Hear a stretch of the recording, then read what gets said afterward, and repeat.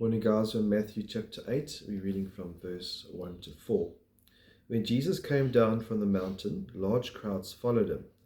And a leper came to him and bowed down before him and said, "Lord, if you are willing, you can make me clean." And leprosy was common in those days. Leprosy was an unclean sickness. They had to separate themselves. They couldn't mix. They weren't allowed to be part of the temple worship, and they had to be isolated. And so here's a leper. He's interesting. He doesn't say, "Can you heal me?" He says, "Will you heal me? Are you willing?" And part of being our faith is that we need to believe in the ability that Jesus can heal.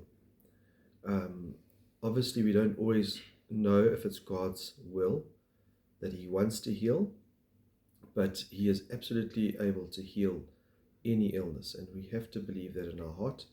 And so this leper knows that. He knows, and he has faith that Jesus can heal him, but he just says to Jesus, "If you are willing, you can make me clean." And the aspect is clean in the aspect that he can carry on with his life, carry on and worship God, go to church, etc., etc. Jesus stretched out his hand and touched him, saying, "I am willing, be cleansed." And immediately his leprosy was cleansed. And that's just another miracle that God can at any stage heal completely and immediately. And so just to always believe that Jesus can heal absolutely anything. The point is we need to know what is his timing. Is it his will? Sometimes he doesn't heal for a very good reason. Maybe it's to teach us patience.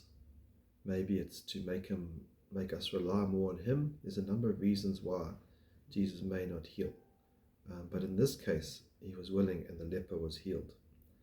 And immediately the leprosy left him. Verse 4, and Jesus said to him, "See that you tell no one, but go show yourself to the priest and present the offering that Moses commanded as a testimony to them."